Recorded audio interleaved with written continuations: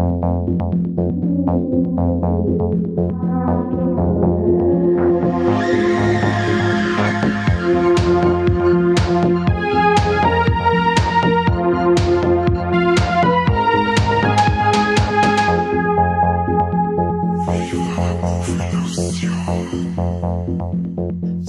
Servus und Habidere. Hier ist wieder euer Viva la Movolution Podcast mit unseren Warlecks des Monats, wo es natürlich heißen kann, Warleck sind die super, Warleck sind die Scheiße.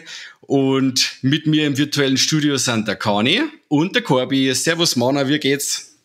Ja, voll geil, Warleck ist auch gesagt, das ist immer geil. Schon, ich freue mich schon seit einem Monat drauf, endlich dieses Warleck zu machen. Dann darfst du gleich anfangen. Ja, ich hab gewusst, der September wird der Wahnsinn und genauso war's. Ich habe diesmal sogar 4 Sachen rausgesucht, davon sage ich aber bloß 2. Und ich fange an mit meinem Warleck, war das geil. Und zwar hat mir eine Freundin einen Tipp gegeben, die Nathalie, und zwar ein Buch namens Achtsam Morden vom Carsten Dusse. Und es geht mehr oder weniger um Achtsamkeit, also praktisch Achtsamkeit für Führungskräfte, wo ich mich sofort angesprochen gefühlt habe. Es ist aber ein, Mordroman. Es geht um einen Anwalt, der halt... Hast du dich auch angesprochen gefühlt, oder? Habe ich mich auch angesprochen gefühlt. Es geht um einen Anwalt, der Strafrechtsanwalt ist, der ein bisschen so in den Mafiosi-Kreisen unterwegs ist. Und der halt einfach gestresst ist, weil er hat ja nur eine Frau und ein kleines Mädchen und das Mädel, das möchte halt auch Zuneigung vom Papa und er versucht halt das alles irgendwie zum Deichseln und ist einfach gestresst. Und irgendwann flippt halt die Frau aus, sagt, jetzt reicht's, du gehst jetzt zum Achtsamkeitstraining und dieses Achtsamkeitstraining führt dann dazu, ja, dass er halt achtsam wird und er macht halt dann alles, was er macht, nur noch achtsam und das dreht sein komplettes Leben um und auch so ein bisschen die Handlung, die er halt macht. Also er wird dann ganz schnell vom Anwalt, wie es der Titel schon sagt, also deswegen ist es jetzt kein Riesen-Spoiler, zum Mörder.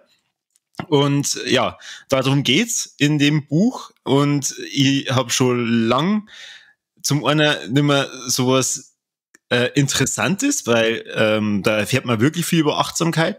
Also ich hoffe zumindest, dass das alles stimmt, sonst habe ich lauter Schmarrn gelernt. Und zum anderen ist es einfach saulustig, es ist teilweise ja echt spannend, also er hat viel, also der Carsten Dusse hat viel Cliffhanger immer wieder mit einbaut und das finde ich einfach geil. Und ich habe mir das Ganze als Hörbuch gekauft, das waren glaube ich bei 18 Morden 9 Stunden, das habe ich auf 3 Tage angehört. Dann gibt's noch ein zweites Buch mittlerweile, also 18 Morden ist 2019 rausgekommen und 2020 der Nachfolger Das Kind in mir will 18 Morden. Und in Das Kind in mir will 18 Morden geht's um das innere Kind. Da habe ich auch wieder sehr viel erfahren. Kombi, Achtsamkeit und inneres Kind. Und also da muss ich echt sagen, ich habe schon lange nicht mehr ein Buch oder ein Hörbuch so gefeiert wie das. Und das ist mein Warleck des Monats. Also eine volle Empfehlung an jeden, der einfach mal wieder Spaß haben möchte mit einer lustigen Geschichte. Und diese Morde, die da drin vorkommen, sind da gar nicht teilweise so schlimm. Also es ist schon schlimm, was er macht und so, aber naja. Und dann mein zwiegespaltenes Warleck. Also das eine ist Warleck, ist das geil und ich hab mich tierisch gefreut und zum anderen ist Warleck, ich flipp bald aus und hau mein Switch zusammen, ist das Mario All-Stars 3D. Oder 3D Mario All-Stars, ich weiß jetzt gar nicht, wie es richtig heißt, das vor kurzem erst für die Switch angekündigt worden ist und jetzt Mitte September rausgekommen ist. Habe ich jetzt vorhin gesagt, bei 18 Morden, Warleck für den Oktober? Du hast ganz am Anfang irgendwas gesagt, dass der Oktober super wird. Aber es ist eigentlich der September, von dem wir reden. Ja, scheiße. Ich spreche einfach dann drüber. Ich mach dann mein Warleck, ist der Corby bescheuert, der kann Oktober und September nicht unterscheiden. Ja.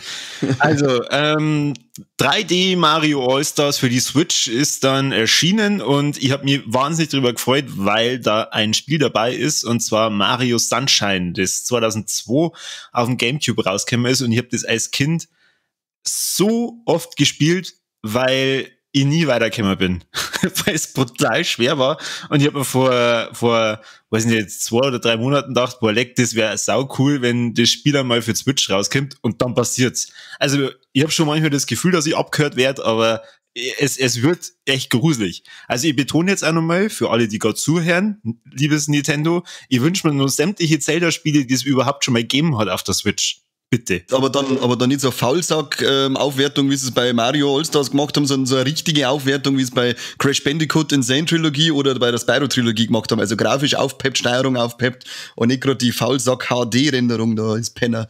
Also dazu muss ich aber sagen, ja, bei Mario 64, weiß ich nicht, da merkt man jetzt nicht wirklich einen mega Unterschied, aber bei Mario Sunshine, das Gameplay ist schon deutlich schärfer. Ich finde auch die Steuerung leichter, weil ich habe dann, glaube ich, auf 3 Tage so viel Sterne gesammelt wie in meiner Kindheit nie. Aber es gibt 4.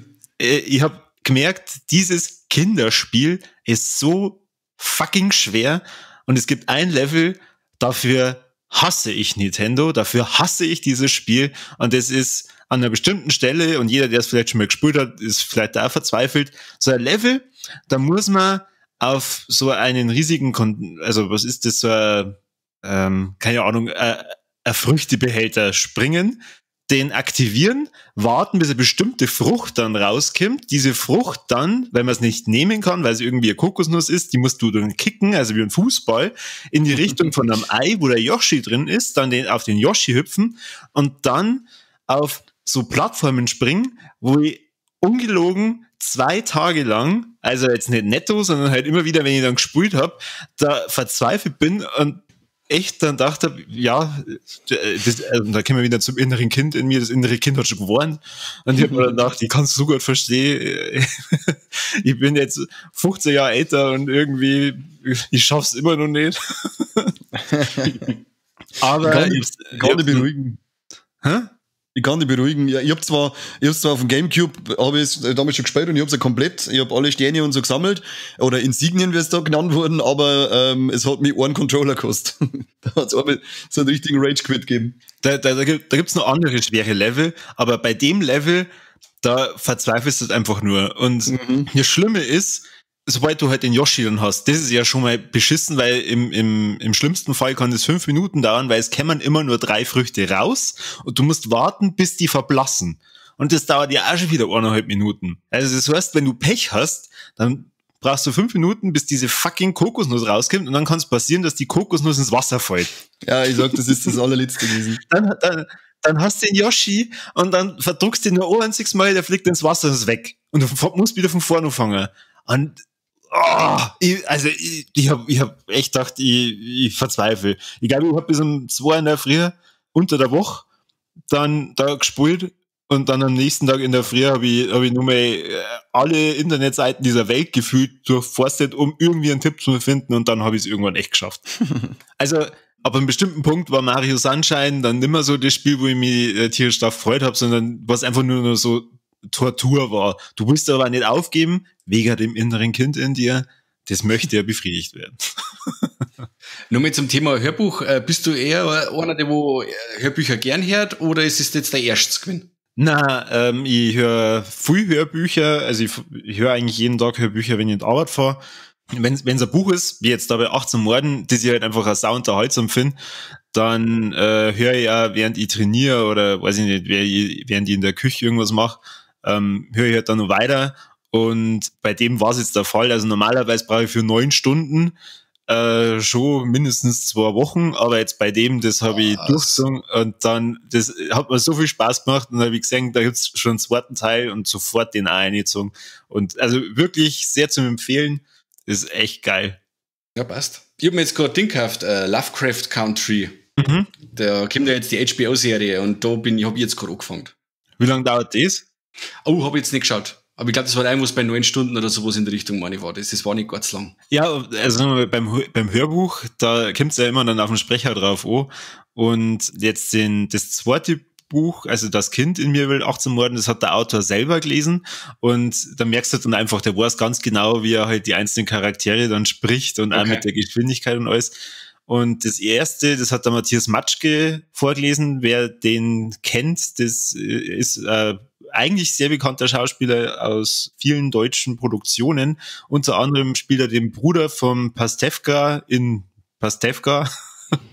Und der hat also so eine richtig schöne, leise und sanfte und ruhige Stimme, was halt super zu dieser Achtsamkeit passt. Und wenn dann der Matthias Matschke erklärt, wie er halt gerade was nicht sehr schön ist, mit einer Leiche macht, aber dann sehr achtsam und sehr, sehr ruhig, und dann erklärt er halt dann das und das und das. Das ist schon sehr unterhaltsam. Okay. Für die vielleicht nicht schön. Und weil ja ich mit der Stimme vom Kani entlassen möchte, mache ich gleich weiter. Und zwar, da fange ich beim schlechtesten an. Und zwar war das The Beautiful People. Der Film ist jetzt rausgekommen von Excessive Media im Mediabook, passenderweise. War vorher schon mal veröffentlicht worden in einer geschnittenen Fassung. Ich muss dazu sagen, das war ein richtiger Scheißdreck. Die Darsteller waren unter aller Kanone, die Synchro noch mit dazu, die hat ja restliches gemacht. Das ist eine ganz langweilige Geschichte, ist zwar sehr brutal, also das ist so 2/3 des Films ist ein Home-Invasion-Film und das letzte Drittel ist ein Zombie-Film. Das war jetzt kein Spoiler, mit dem Zombie-Film wird am Cover schon ganz groß beworben, aber es kommt im Endeffekt, die ersten Zombies kommen irgendwann nach einer Stunde oder kurz oder bei 55 Minuten sowas kommen die ersten Zombies. Und ja, das war wirklich ein Ding unter aller Kanone. Die Effekte sind okay-ish, haben auch schon mal alles besser gesehen und wie gesagt, die Darsteller wirklich unter aller Kanone. Das Ganze zirkt sie wie Rotz am Ärmel und ist absolut nicht zum Empfehlen. Also die Gorehounds könnten eventuell einen Spaß haben, aber da muss man wirklich schon brutale Abstriche machen, weil der Rest halt einfach richtig mies ist. Kennt ihr nicht bei euch? Na. Nur vom Titel. Okay, und die Mediabook-Cover haben nicht wieder alle super schön und ich habe mir ja nicht entscheiden können, wo sie den dann nimm. Also alle? Aber im Endeffekt war es scheißegal, was für Cover das ich nimm, weil der Film halt einfach richtiger Scheißdreck ist und bleibt da nicht in der Sammlung, definitiv nicht. Aber das heißt ja, wenn wir jetzt einmal eine unserer vielen Filmideen umsetzen, völlig egal, was wir für einen Rotz produzieren, wenn das Mediabook geil wird. Ja. Dann verkauft sie der Film. Ja, und du musst 4 Cover machen und die haben 2 davon gezeichnet und eins ist ein US-Cover und eins ist vielleicht ein indonesisches Cover oder so, das verkauft sie wie warme Semmeln. Da kann der Film ein richtiger Scheißdreck sein, weil die Hardcore-Sammler lassen die Mediabooks sowieso OVP, die können sowieso nichts über den Film sagen und da kannst du sowieso abliefern, was du magst. Drum bringst du nur Amma Ray mit aus, für die Freaks wie mich. Brauch immer wie bei die Anolis Hammer Mediabooks 3 Cover, Mediabook, original verpackt und Amma Ray kauft, nur mit 24, damit ich mir einmal anschauen kann. Genau. Oh Gott, ich bin so bescheuert. So, und ich steigere mich jetzt ein bisschen. Meine Stimmung wird jetzt ein wenig besser. Jetzt ist. Und zwar habe ich gesehen Bodycam. Das ist ein Horror-Cop-Thriller, sage ich jetzt einmal. Der hat eine richtig tolle Atmosphäre. Der hat mich eigentlich von Anfang an, gleich gehabt. Und hat mich von Anfang an an den Film Erlöse uns von dem Bösen erinnert, wenn den jemand kennt, mit Eric Banner. Ja, der war cool. Der war sehr gut. Also der Bodycam kann zwar nicht ganz hinschmecken an Erlöse uns von dem Bösen, aber die Atmosphäre ist ziemlich cool. Er ist sehr kurzweilig, aber er hat nicht wirklich was Neues zum Bieten. Aber das, was er sagt, das altbewährtes und hält einen recht schön bei der Stange. Die Hauptdarstellerin ist, jetzt hätte ich fast gesagt, alte Bekannte, die Mary J. Blige, die ich sehr schätzt für ihr Lied Family Affair. Also die Kids aus den 90er, die kennen das Lied noch.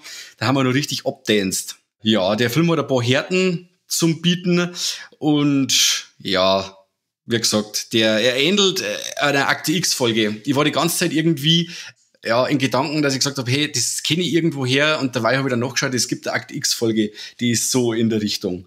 Und ja, die Auflösung ist auch ein wenig konventionell, aber wie gesagt, die kurze Laufzeit von, ich glaube, knackige 1,5 Stunden, war es recht gut zum Unterhalten, aber man darf sich halt jetzt nicht irgendwie eine Genre-Revolution erwarten. Kennt den schon jemand von euch? Na, aber klingt sehr interessant. Nur ein Trailer. Okay. Dann, jetzt komme ich zum super geilen Warleg, und zwar ist das Cobra Kai. Ich habe die erste Staffel auf Netflix gesehen und bin total begeistert. Also ich bin zwar jetzt nicht der richtige Karate-Fan oder ein Fan von Karate Kid, aber ich hab den Film, seltsamerweise, ich habe ihn, glaube ich, zum letzten Mal vor 25 Jahren gesehen, aber hab das Ganze noch voll im Kopf gehabt. Und die Serie sorgt auch verdammt viel so Rückblenden nach 1984, wo der erste Film gespielt hat. Nur, dass die Serie das Ganze ein wenig umdreht. Und zwar ist nicht LaRusso, der Gurdi oder beziehungsweise unsere Bezugsperson, sondern sein Kontrahent, der Johnny, der wo in Karate Kid noch sauber aufs Maul kriegt am Schluss. Aber im Endeffekt wird das jetzt in der Serie so hydrat, als wird das der LaRusso ihm seine Puppe ausgespannt hat und ist halt dafür verantwortlich, dass er jetzt nicht so gut geht. Und der LaRusso hat eine Mordskarriere gemacht und ist jetzt ein geidiger Autoverkäufer und der Johnny krebst halt so am Existenzminimum dahin. Und durch so einen kleinen Zufall, wie das Leben so spielt, macht er sein Cobra Kai Dojo wieder auf, unter seiner Leitung und versucht da ein paar Jugendliche die harten Regeln vom Cobra Kai einzuprügeln. Und ich fand das wirklich super. Also auch die passenden Rückblenden zum Originalfilm, die wo auch hauptsächlich wirklich Originalszenen sind aus dem alten Film. Und das Ganze ist wirklich locker flockig und kann ich wirklich nur empfehlen. Die erste Staffel war Weltklasse und ich hoffe, dass die zweite da mithalten kann. Also das ist wirklich eine direkte Anknüpfung an den Film. Genau. Also den ersten Film. Im zweiten Teil ist dann so, dass, also in der zweiten Staffel ist dann so, dass Szenen oder auf Sachen Bezug genommen wird, die in Karate Kid Teil 2 vorkommen. Aber der erste Teil oder die erste Staffel bezieht sich jetzt mal auf den ersten Film von 84. Okay, cool. Aber wie gesagt, unsere Bezugsperson ist jetzt eine andere. Das ist jetzt nicht mehr der LaRusso, das Milchbrötchen aus dem ersten Film, sondern eben der Rowdy Johnny. Aber das heißt, da hat's Netflix mal wieder geschafft, dass was sehr Gutes abgeliefert hat? Das ist nicht von Netflix. Das ist, nein, das ist eingekauft. Also ich glaube, das ist eine YouTube-Produktion, oder? Da meine ich, weißt du mehr, oder? Kann das sein? Haben wir schon mal geredet? Ja, also meine war ursprünglich eine YouTube-Produktion. Ich glaube, die ersten 2 Staffeln und ich glaube jetzt, die hat es in Netflix gekauft und produziert die dritte. Genau. Aber 100% sicher weiß ich es auch nicht irgendwie so in die Richtung. Und wenn nicht, dann ist mir auch scheißegal, ob ich ins Mann erzähle. Ist ja nicht dein Warleck, oder? Was geht denn immer scheißegal. Dann pitch ich was für Netflix. Liebes Netflix, ihr könnt es nochmal nachlegen. Und zwar macht's doch einfach eine Serie über Kung Fury. Oh ja, sehr gut. Müssen wir jetzt mit dem Film abwarten, der kommen soll. Was? Gibt's einen Film? Nein, gibt's ja nicht, aber sie ist jetzt auch schon wieder, glaube ich, 1-2 Jahre im Gespräch, dass ein Film kommen soll dazu. Ich hab gedacht, einfach einen zweiten Teil, oder? Ich weiß nicht, ob das dann ein eigener Film werden soll oder eine Fortsetzung in Form von einem Film. Genau Infos, glaube ich, haben die selber noch nicht. Aber es wär schon zwingend notwendig, dass da mal wieder was kommt. Aber hallo. Ich hätte noch einen kleiner Trivia-Fakt jetzt zu Cobra Kai. Und zwar gibt's da jetzt 2 Synchrofassungen. Die eine hat Netflix für ihre VÖ zum Streamen angefertigt. Und gleichzeitig hat aber auch die Firma Nameless die Rechte erworben und hat eine eigene Synchro angefertigt für ein Kaufrelease quasi.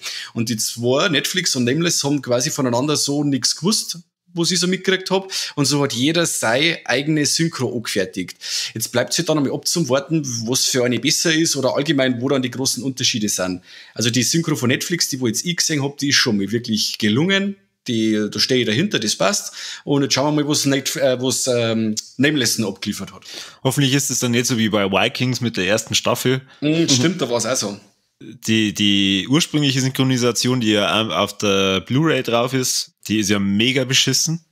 Also die kannst du nicht anhören. Okay. Und deswegen schauen es einige nicht an. Habe ich schon mit einigen geschmerzt und gesagt, sie schauen es nicht an, weil die Synchro so beschissen ist, weil sie dann auch gar nicht mehr mitgekriegt haben, dass es mittlerweile ja gescheite gibt. Ja, okay. Auf Prime ist ja die von Pro7 produziert worden ist und die ist richtig gut. Also da passt da von Erm die Stimme super. Aber ich hab mir dann damals, weil ich voll gehypt war, die erste Staffel gekauft, hab mir das angeschaut und hab mir gedacht, Alter, was ist denn mit denen los? Dann habe ich mir nur auf Englisch angeschaut. Ich meine, ist jetzt auch nicht unbedingt schlimm, dann hört man sich halt im Original an, aber da war ich schon enttäuscht. Gut, dann war's soweit. Betretenes Schweigen.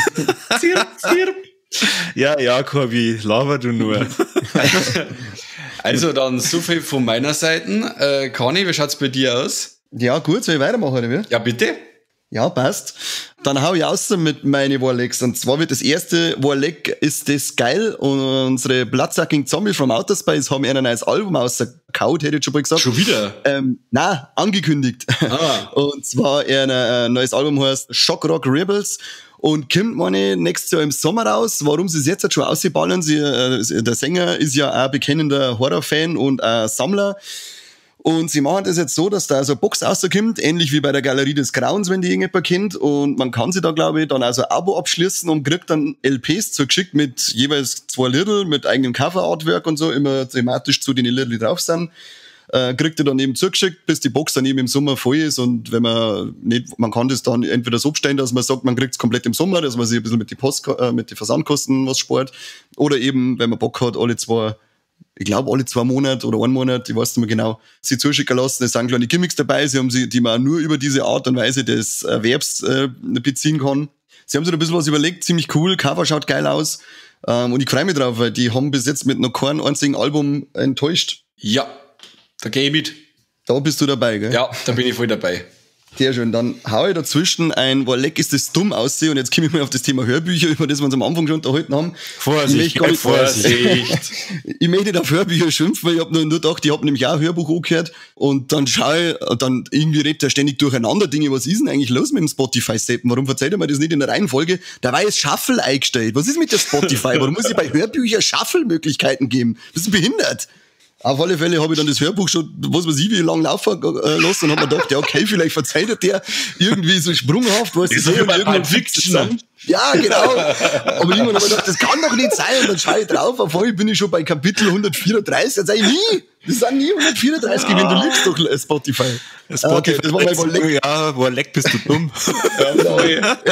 Nein, dann sagen wir Leck ist Spotify dumm. Ich muss ja fahren, ich kann ja da nicht über schauen, was gerade läuft. Ich muss mich drauf verlassen können, wenn ich auf Play drücke, dass das richtig läuft. Männer. Stark. Leg mich doch am Arsch, habe ich mich aufgeregt. Ein kleines Leck ist das geil, ich hab mir den Film Scare Package angeschaut, produziert von Shudder. Ich habe jetzt schon von ein paar gehört, unter anderem von Mike, ja, hätte man mehr erwartet. Bei mir war der Vorteil, ich bin komplett ohne Erwartungen in den Film blind eingegangen und ich habe ultra Spaß gehabt. Das ist ein Episodenfilm, es sind, glaube ich, 6 oder 7 Kurzgeschichten auf 1 Stunde 45 Minuten Zeit. Von denen waren 2 ziemlich langweilig, aber die anderen machen ultra Spaß. Das ist ein Idiotensplatterwerk vor dem Herrn. Der Film ist brunstdumm, da ist alles dämlich, was du siehst. Alles, was die sagen, ist dämlich. Aber es macht, also mir hat das ultra Spaß gemacht und ich denke, das macht noch mehr Spaß, wenn du mit 3, 4 Leuten am Tisch hockst, dann saufst du noch 5, 6, 7, 8 halbe ein und schaust dir den Idiotenfilm an, wo Leute schmelzen und weiterreden und mit ihren Knochen aus dem Arm durch den Kopf durchgestochen werden. Also für Splatter-Fans absolutes Muss und vor allem für einen Bierabend macht das Ding nur Spaß. Richtig geil. Und zum Abschied hau ich noch ein, weil leck ist es dumm aus. Ich bin jetzt wieder gemütlich mit dem Auto gefahren. Nein, es war diesmal nicht Spotify schuld, dass ich mich aufgeregt habe, sondern sehe ich so einen Vollidioten vorbeifahren, der im Auto seine fetten Beats-Kopfhörer aufhat. Und das hat mich schon aufgeregt, wenn ich Radlfahrer sehe mit Kopfhörer auf, aber im Auto, das ist echt die nächste Stufe an beschissener Dummheit. Und ich möchte dann jeden ausziehen und mit den Kopfhörer geißeln, die auf, weil das allerletzte ist. Also denkt's dran, unterm Autofahren, dafür gibt's Lautsprecher im Auto, mit denen hört man Musik, nicht mit den Kopfhörern, das ist Vollidioten, das ist traurig. Vielleicht hat er da ein bisschen Sound gehört. Ja, der hat dann einen besseren Sound, wenn er eine Ohrwaschlerin hat gekriegt, bis Pfeif von dem Affen, dem Traurigen. Unglaublich, also sowas Blödsinn. Auf die Idee komme ich gar nicht. Das ist, als da immer, was weiß ich, die Augen zu binden von unterm Fahren, weil es einfach toll ist, oder wie? Was ist mit euch? Ich stelle mir gerade einen Kani vor, wie er jetzt im September im Auto fährt, sich erst tierisch über Spotify aufregt, dann fährt der Typ mit die Kopfhörer an ihm vorbei. Gott sei Dank nicht zeitgleich passiert, sonst war ich im Gramm gefahren von lauter Wut. Aber ja. Das waren meine Alex, das Monat September. Ich hab geschaut, dass ausgewogen ist. Ich hab 2 gute und 2 schlechte gehabt. Schaut's her. Passt. Alles klar, Mona. Dann sage ich merci dabei und an euch da draußen natürlich folgen, liken, teilen, unser Logo tätowieren, posten. Weiterhin viel Spaß mit uns und Servus. Servus, bis zum nächsten Mal. Der beste Podcast der Welt. Mic drop.